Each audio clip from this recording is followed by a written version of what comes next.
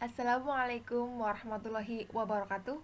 Perkenalkan, nama saya Noviana Dwi Miranti dari kelas PIAUD B nomor urut 29 dengan NIM 21104030073. Di sini saya akan menjelaskan sedikit tentang makna Pancasila sebagai ideologi nasional. Pancasila merupakan dasar negara yang dijadikan pedoman masyarakat Indonesia dalam bertingkah laku.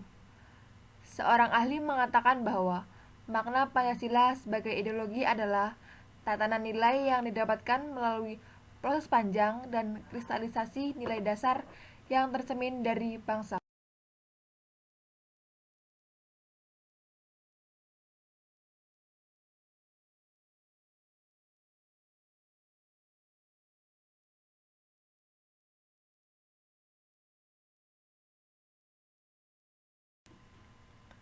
Melalui pengertian di atas, berarti ada 5 pedoman yang perlu diterapkan rakyat Indonesia dalam hidup berbangsa dan bernegara. Adapun 5 sila Pancasila tersebut ialah: 1. Ketuhanan yang Maha Esa. 2. Kemanusiaan yang adil dan beradab. 3. Persatuan Indonesia. 4. Kerakyatan yang dipimpin oleh hikmat kebijaksanaan dalam permusyawaratan perwakilan. 5. Keadilan sosial bagi seluruh rakyat Indonesia. Nah, Pancasila tak hanya berkedudukan sebagai dasar negara, tetapi juga sebagai ideologi nasional Indonesia. Di sini, Pancasila ialah sebagai ideologi yang mempunyai makna sebagai berikut. Yang pertama, nilai-nilai tercantum dalam Pancasila itu menjadi cita-cita normatif penyelenggaraan bernegara. Yang kedua, nilai-nilai di dalam Pancasila ini merupakan nilai yang disepakati secara bersama.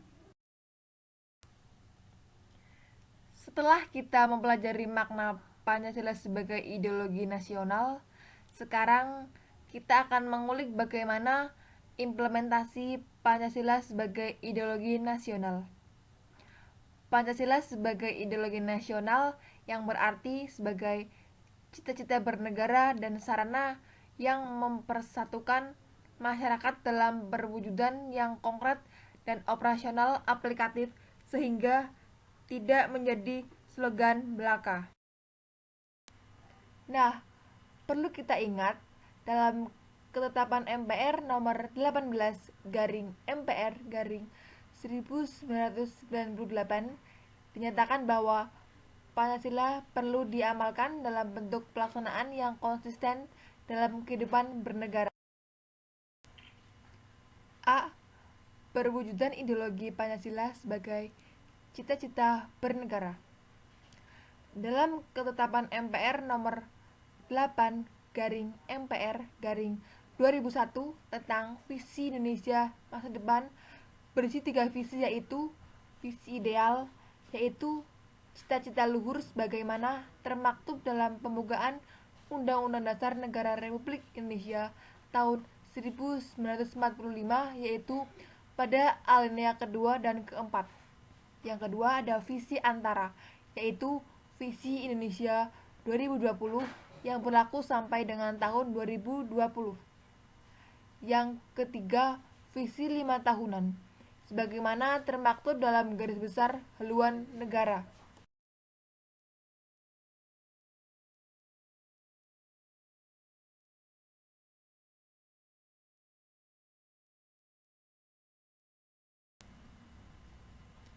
Nah, dijelaskan sebelumnya, terdapat visi antara di mana visi Indonesia 2020 ini dapat digunakan untuk mengukur tingkat keberhasilan perwujudan visi Indonesia 2020 yang dimana terdapat indikator-indikator utama sebagai berikut.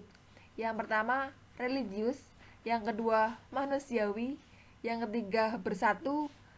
Keempat, demokrasi. Kelima, adil. 6. Sejahtera. 7. Maju. 8. Mandiri. Dan 9. Baik dan bersih dalam penyelenggaraan negara. sebagaimana diungkapkan oleh Hamdan Mansur, mewujudkan bangsa yang religius, manusiawi, bersatu, demokratis, adil, dan sejahtera pada dasarnya adalah upaya menjadikan nilai-nilai Pancasila sebagai cita-cita bersama. Bangsa atau masyarakat yang demikian merupakan ciri dari masyarakat madani di Indonesia. Nah, sebagai suatu cita-cita nilai Pancasila, nilai-nilai Pancasila ini diambil dimensi idealisme. Jadi, sebagai nilai-nilai ideal penyelenggaraan negara, hendaknya berupaya bagaimana menjadikan kehidupan bernegara Indonesia ini semakin mendekat dengan nilai-nilai ideal tersebut. B. Perwujudan Pancasila sebagai kesepakatan atau nilai integratif bangsa. Yang pertama, Pancasila sebagai nilai integratif. Sebagai sarana pemersatu dan prosedur penyelesaian konflik, perlu pula dijabarkan dalam praktik kehidupan bernegara. Nilai-nilai yang terkandung di dalamnya disetujui sebagai milik bersama. Pancasila sebagai sarana pemersatu dalam masyarakat dan prosedur penyelesaian konflik itulah yang terkandung dalam nilai integratif Pancasila. Pancasila sudah diterima oleh masyarakat Indonesia sebagai sarana pemersatu, yang artinya sebagai suatu kesepakatan bersama bahwa nilai-nilai yang terkandung di dalamnya disetujui sebagai milik bersama. Jadi, Pancasila ini menjadi semacam sosialitis dalam masyarakat yang heterogen. Yang kedua, kedudukan nilai sosial bersama di masyarakat untuk menjadi sumber normatif bagi penyelesaian konflik bagi para anggotanya adalah hal yang penting. Jadi, masyarakat ini membutuhkan nilai bersama untuk dijadikan acuan manakala konflik antara anggota terjadi. Jadi, pertentangan dan perbedaan dapat didamaikan dengan cara pihak yang berseteru menyetujui dan mendasarkan pada sebuah nilai bersama. Dengan demikian, integrasi dalam masyarakat dapat dibangun kembali. 3. Nilai dalam etika sosial memainkan peranan fungsional dalam negara dan berupaya membatasi diri pada tindakan fungsional. Semisal, peranan fungsional dari sila ketuhanan yang Maha Esa misalnya diwujudkan dengan negara mengakui adanya keyakinan beragama masyarakatnya atau religiusitas masyarakat, sekaligus memberi jaminan perlindungan atas kebebasan masyarakat dalam menjalankan pengamalan agamanya. Dengan peran fungsional ini, negara tidak memerlukan permusuhan mengenai keberadaan Tuhan, sifat-sifat Tuhan, bagaimana Tuhan manusia dengan Tuhan, serta perbuatan-perbuatan yang sesuai dengan nilai ketuhanan. 4. Pancasila adalah kesepakatan dalam masyarakat bangsa. Jadi, apakah Pancasila dapat digunakan secara langsung mempersatukan masyarakat dan mencegah konflik? Tidak. Tetapi, prosedur penyelesaian konflik yang dibuat bersama, baik meliputi lembaga maupun aturan, itulah yang diharapkan mampu menyelesaikan konflik yang terjadi di masyarakat. Jadi, Pancasila adalah kesepakatan dalam masyarakat bangsa. Fungsi Pancasila di sini adalah bahwa dalam hal pembuatan prosedur penyelesaian konflik, nilai-nilai Pancasila menjadi acuan normatif bersama. 5. Nilai-nilai hendaknya mewarnai setiap prosedur penyelesaian konflik yang ada di masyarakat. Secara normatif, dapat dinyatakan sebagai berikut, bahwa penyelesaian suatu konflik hendaknya dilandasi oleh nilai-nilai religius, menghargai derajat kemanusiaan, mengedepankan persatuan, mendasarkan pada prosedur demokratis, dan berujung pada terciptanya keadilan. Materi yang terakhir yaitu pengamalan Pancasila. Pengamalan Pancasila berarti melaksanakan nilai Pancasila sebagai pedoman hidupnya. Segala perbuatan dan tingkah lakunya didasarkan atas Pancasila. Hal ini berarti Pancasila digunakan sebagai pandangan hidup bangsa. 5 asas dalam Pancasila dijabarkan menjadi 36 butir pengamalan sebagai pedoman praktis bagi pelaksanaan Pancasila yang ditetapkan dalam ketetapan praktis bagi pelaksanaan Pancasila yang ditetapkan dalam ketetapan MPR nomor 2/MPR/1978 tentang Eka Prasetya Pancakarsa.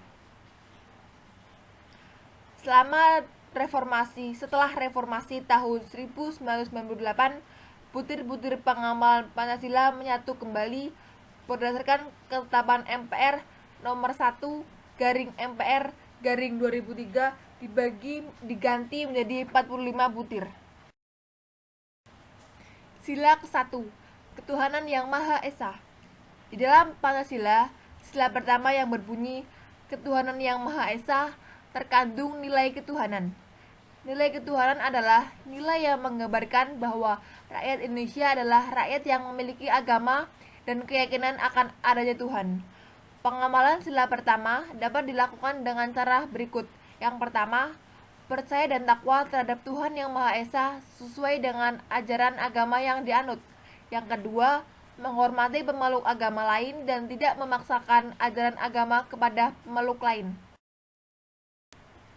Sila kedua, kemanusiaan yang adil dan beradab. Dalam sila kedua Pancasila yang berbunyi kemanusiaan yang adil dan beradab terkandung nilai kemanusiaan, dan makna dari nilai kemanusiaan tersebut adalah pengakuan dan menghormati martabat dan hak orang lain atau sesama manusia, saling tolong-menolong dan bersikap sebagai manusia yang beradab. Untuk mengamalkan sila kedua dalam Pancasila, Anda dapat melakukan hal berikut. Tidak membedakan manusia berdasarkan agama, suku, budaya, warna kulit dan lainnya. Saling menolong satu sama lain. Sila ketiga, Persatuan Indonesia. Untuk sila ketiga, Pancasila yang berbunyi Persatuan Indonesia, terdapat nilai persatuan yang memiliki makna walaupun Indonesia merupakan negara kepulauan dan dihuni oleh berbagai suku bangsa. Persatuan haruslah tetap dijunjung dengan tidak saling membeda-bedakan, apalagi sampai terjadi perpecahan. Pengamalan sila ketiga Pancasila bisa dilakukan dengan hal sederhana seperti mendukung karya anak bangsa dengan membeli produk lokal, menjaga nama baik bangsa dan negara sendiri. Sila keempat, kerakyatan yang dipimpin oleh hikmat kebijaksanaan dalam permusyawaratan perwakilan. Dalam sila keempat Pancasila yang berbunyi kerakyatan yang dipimpin oleh hikmat kebijaksanaan dalam permusyawaratan perwakilan, yang dimana nilai yang terkandung dalam sila ini adalah nilai kerakyatan yang berarti kedaulatan berada di tangan rakyat. Setiap rakyat berhak memilih perwakilan mereka. Setiap rakyat berkedudukan, hak dan kewajiban yang sama, dan musyawarah serta gotong royong merupakan nilai yang terkandung dalam sila keempat. Ada beberapa hal yang bisa dilakukan untuk mengamalkan sila keempat dalam Pancasila. Di antaranya, bermusyawarah untuk mengambil keputusan atau menyelesaikan masalah, mengutamakan kepentingan masyarakat, bangsa, dan negara di atas kepentingan pribadi. Sila kelima, keadilan sosial bagi seluruh rakyat Indonesia. Terakhir, untuk sila kelima Pancasila yang berbunyi keadilan sosial bagi seluruh rakyat Indonesia, yang dimana di dalamnya terkandung nilai keadilan yang berarti keadilan dalam kehidupan sosial haruslah meliputi seluruh rakyat Indonesia. Persamaan hak dan berbagai hak yang dilandasi dengan hak dan kewajiban setiap orang, dan sikap saling menghormati orang lain agar dapat tercapainya keadilan.